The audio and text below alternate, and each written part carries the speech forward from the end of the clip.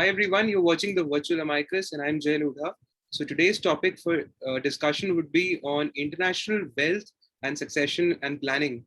Now, before we start and give you all a brief introduction on today's topic and our amicus for today's session, wishing all the viewers a very, very happy Independence Day. May the glory of Independence Day be with us forever.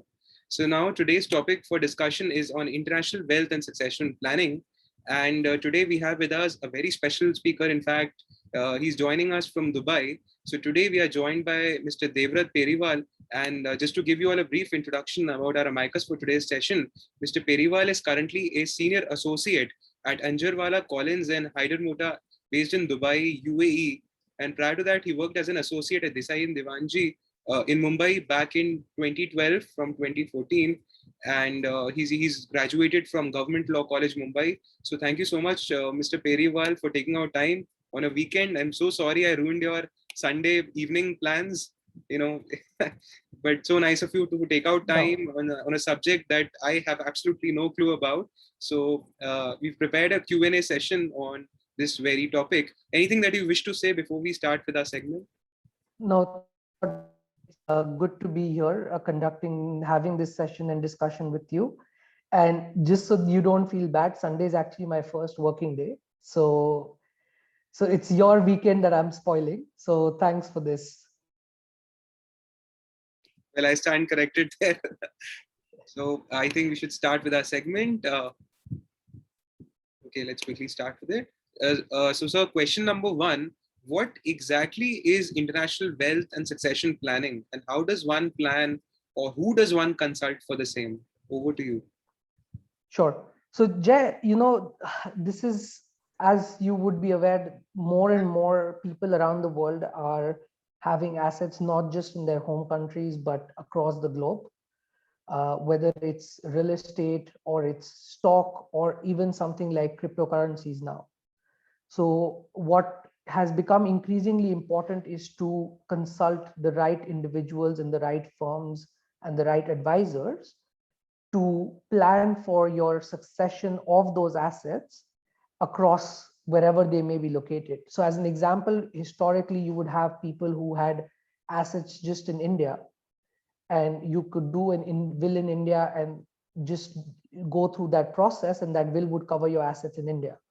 However, the minute you have international assets, just doing a will in India is probably not the most efficient solution, because the whole process that you need to go through to get the will to be probated and then to take that to the next step to the foreign jurisdictions for enforcement can be very time consuming.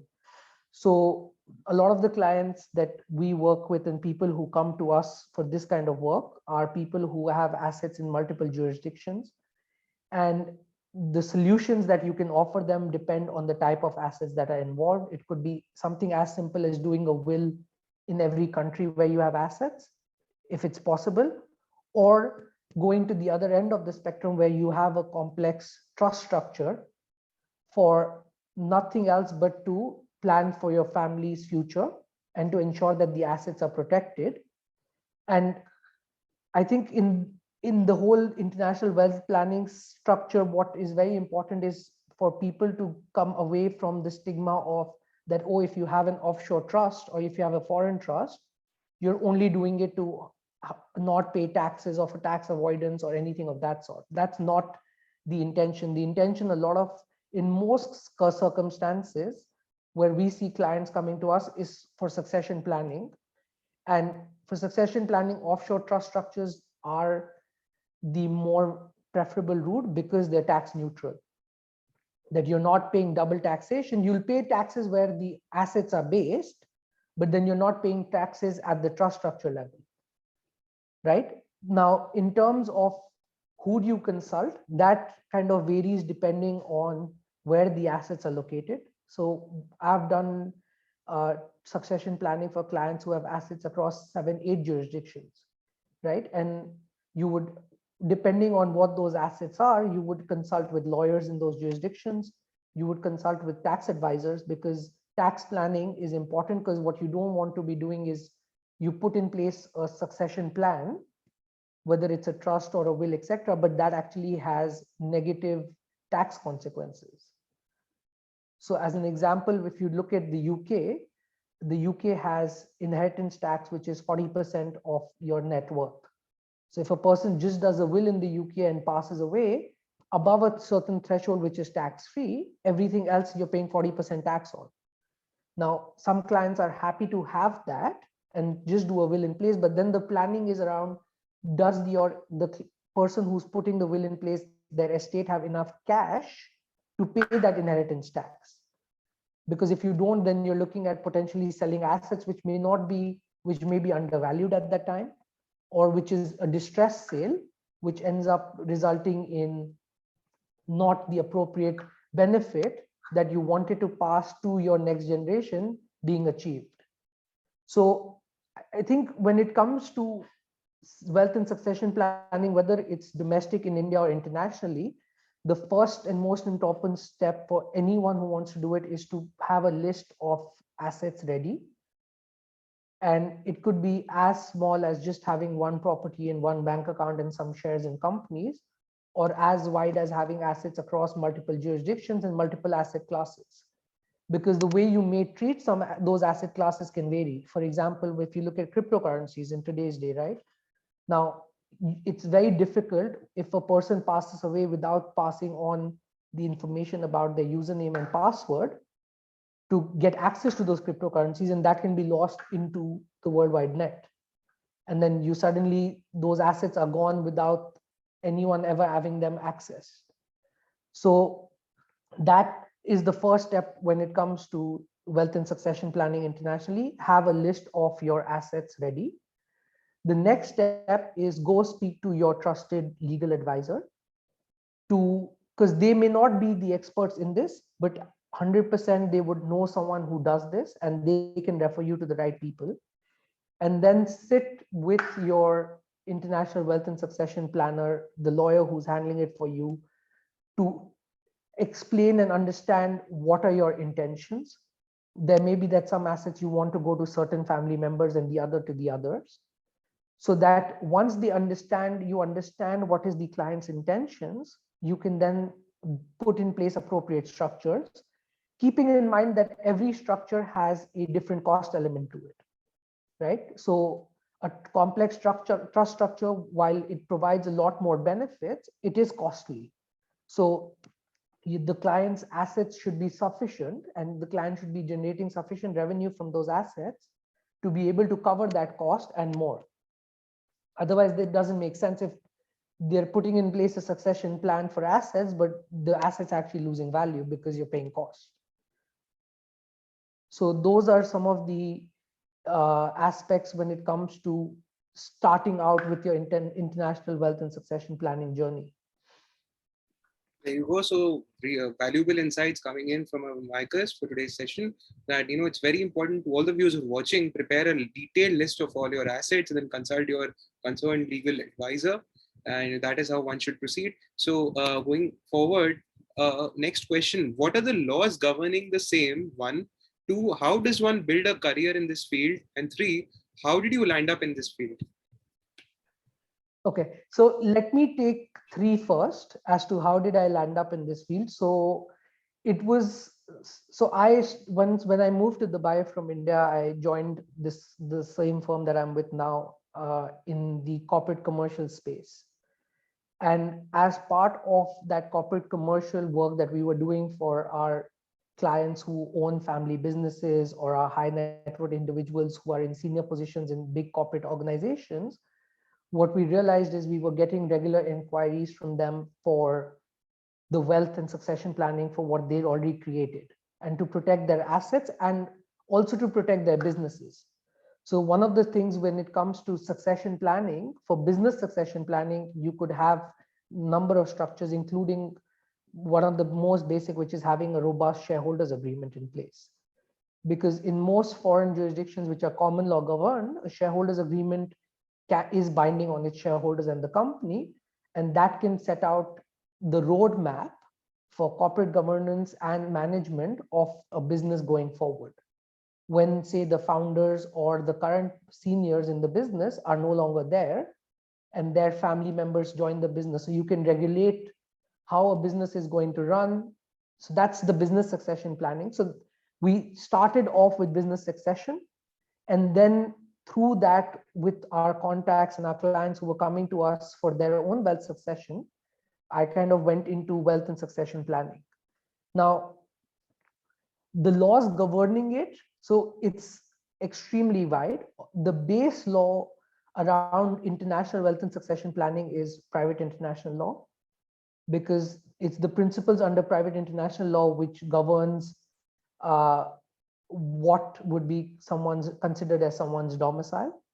And domicile has a big impact on the enforcement of wills across jurisdictions, because generally most jurisdictions will want confirmation that the will is in compliance with the country of domicile.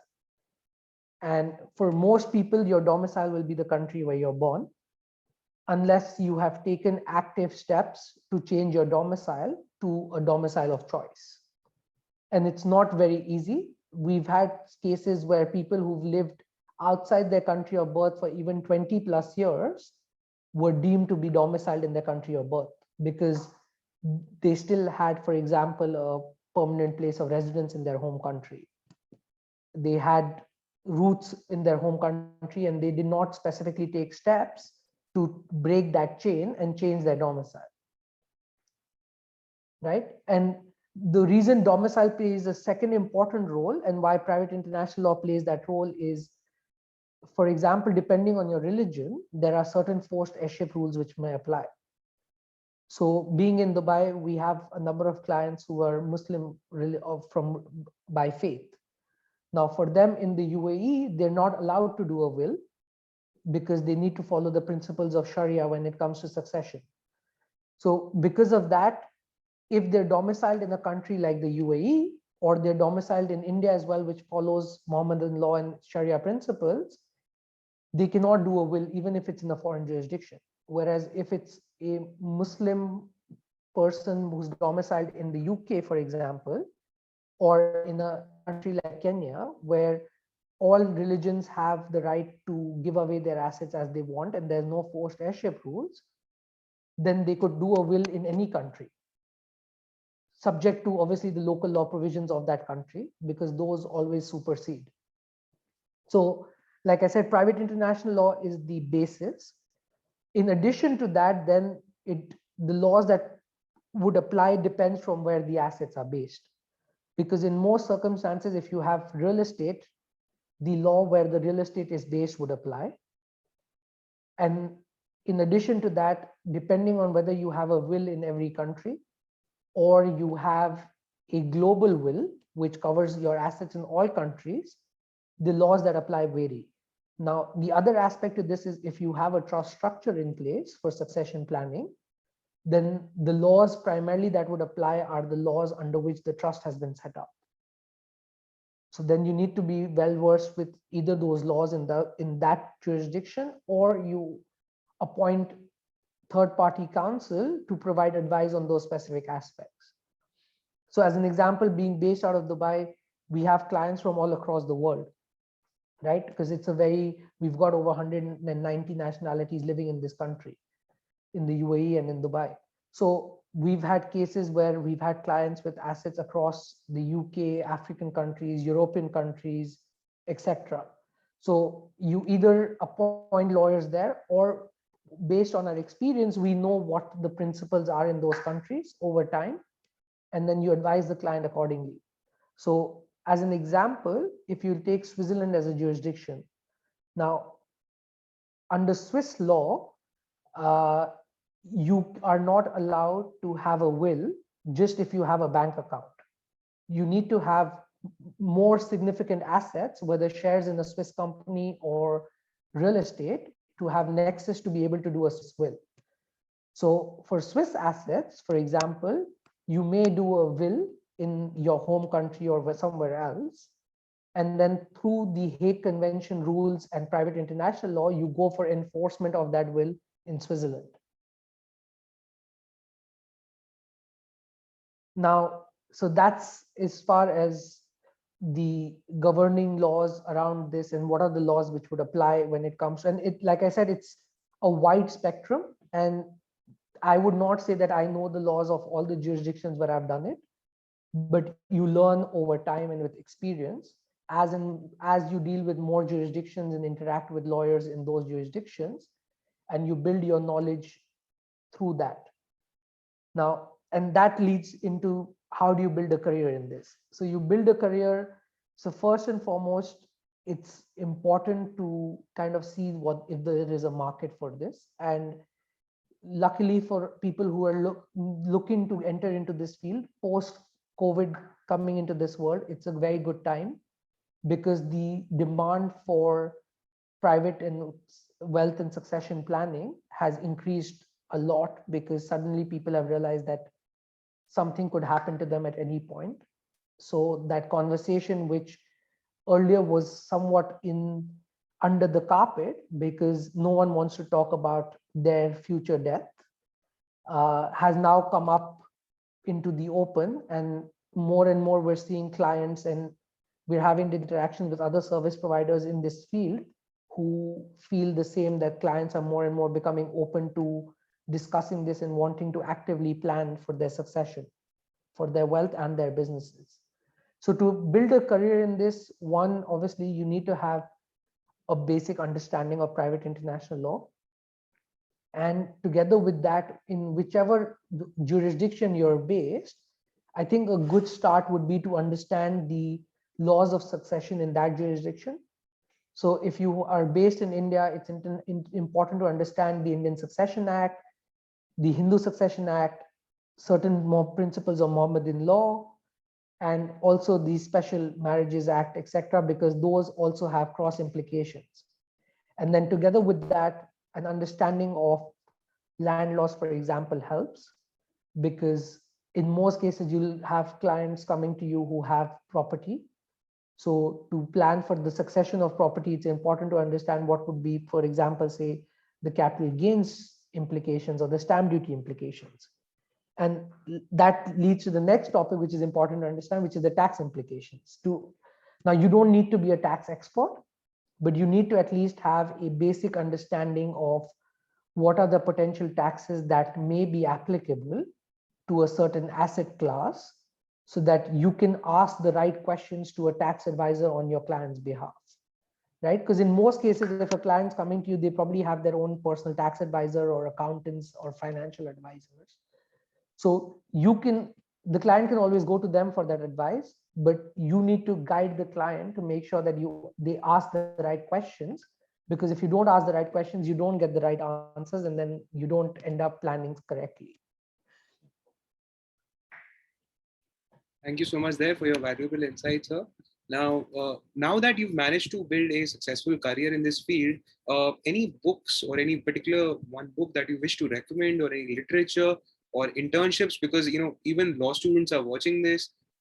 Any particular reference that you wish to recommend to young lawyers or lawyers, especially out of law school, or law students who are watching this, who aspire to become someone in this field?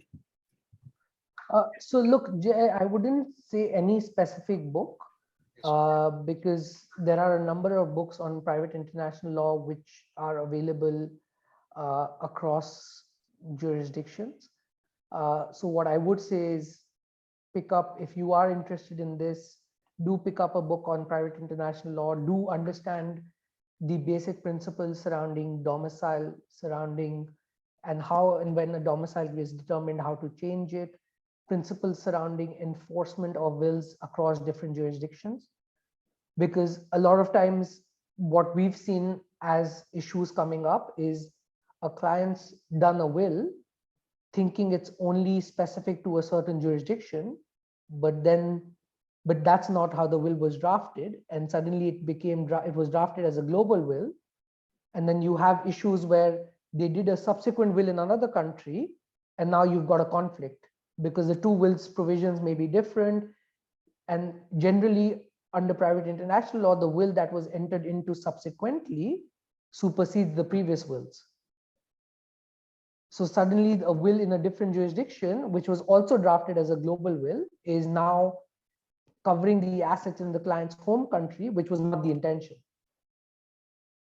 So understanding those principles around how global wills work, how country specific wills work, private international law principles are very important.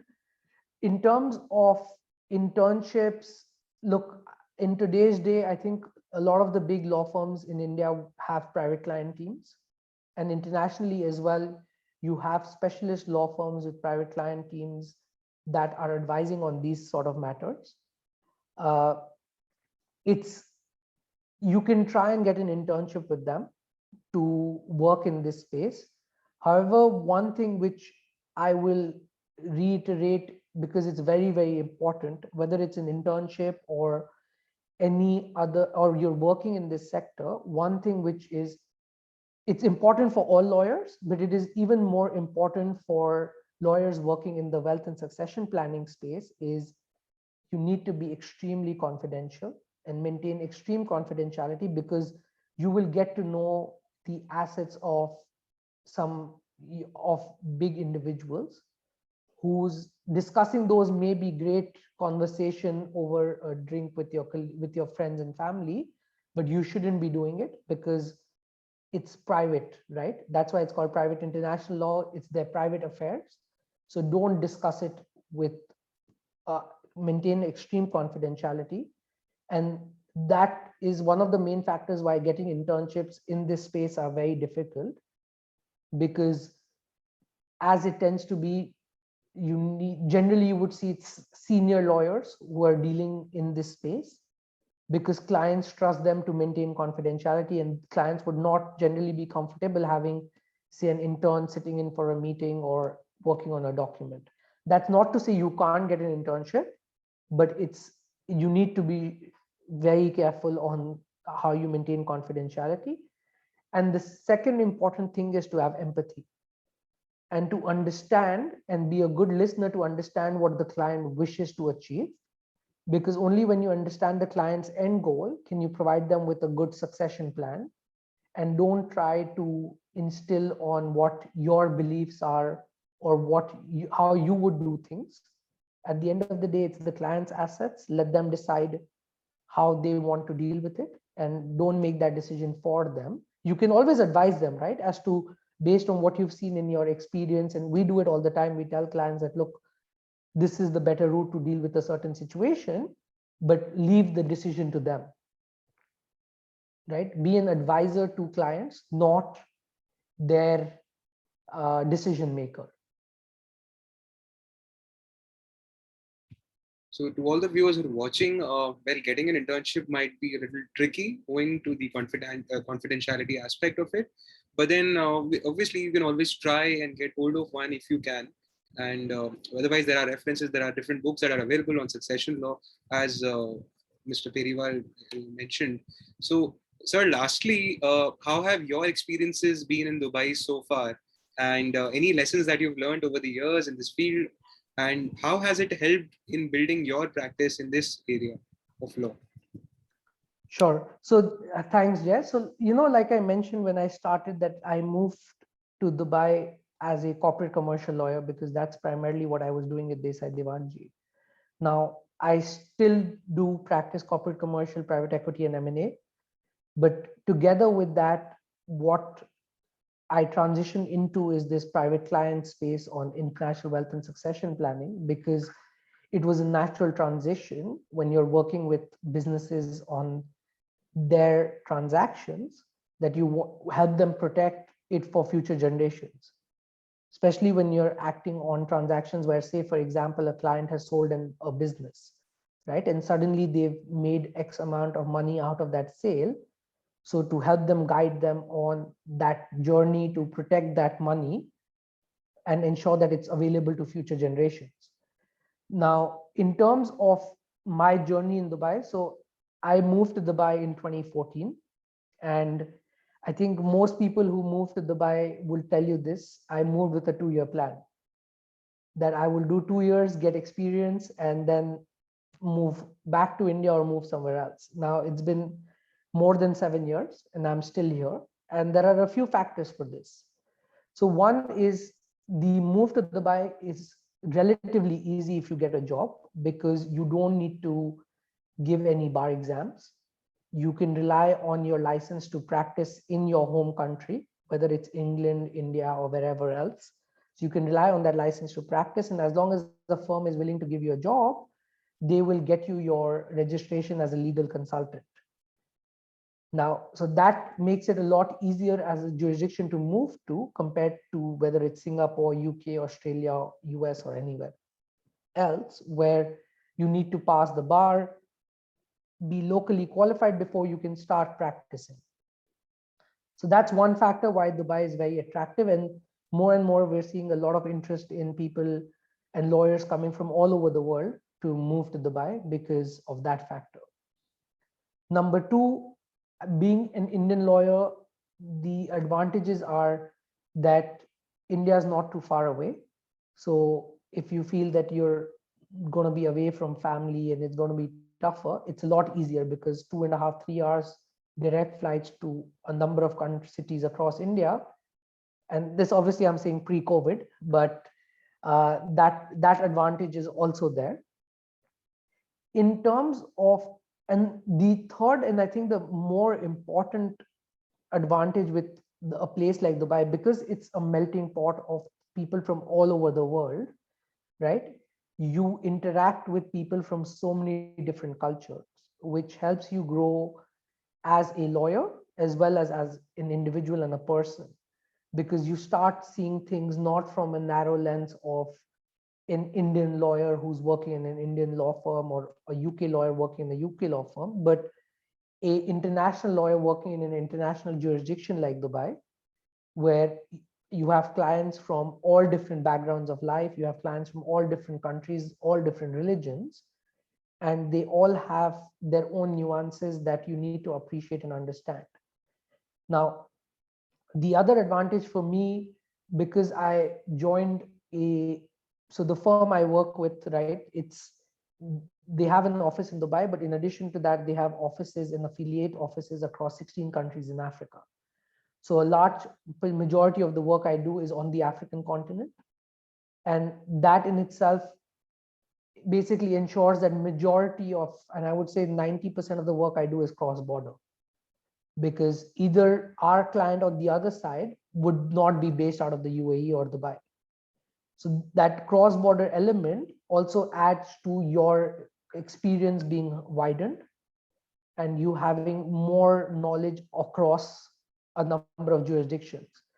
So like I said, I've done succession planning for clients across African countries, European countries, the US, UK, etc. So in all of those jurisdictions, I'm not saying I'm an expert in every country, but I have gained sufficient knowledge to be able to hold a conversation, to be able to advise clients and take them down the right route wherever their assets may be. And in addition to that, building a network. Because you have such a wide array of people coming into Dubai, and Dubai being such a hot investment hub, you end up building a wider network. And what I would suggest to people who are starting off their journey and are not sure whether they want to, what field of law they want to go down, is it's better to start off with a smaller firm. And this is from my own experience, because if you go to a bigger firm, in all likelihood, you will be stuck to one department and doing one form of work, right? And it could be that you're lucky and you enjoy that work and you continue down that path, like Jay, you've done with litigation, right? But that's not for everyone. So as an example, in my office in Dubai, we've been always between 12 to 15 lawyers, which is a mid-sized firm from a Dubai perspective, right? But because of that, I've had experience on the corporate side, I've had experience on the litigation side, I've done arbitration work, and I've done private client work. And then over time, I've been able to decide what fields of law I like and pick more work in those areas. And at that stage, then you can move to a bigger firm or start your own practice or whatever you want to do in your field of choice. Now, there are people who are sure from day one what they want to do, right? There are some people who are like, look, and that could be from internships, that during your internships, you've decided that, look, I like tax law, I want to go down that field, or I like litigation, I want to do litigation. But not everyone has that ability to take that decision at that stage. Some people need more time. And if you need more time, then working with a smaller office, and again, small, the definition of small changes from country to country and city to city, right? What could be a small firm in a Delhi or Bombay context, maybe a mid-size or large firm in a tier 2 or tier 3 city context, right? So find the right fit. It's always helpful to have a good boss or a mentor, because they can help you decide what works for you, because they can guide you based on their experience, that look, you have an aptitude for X or you have an aptitude for Y.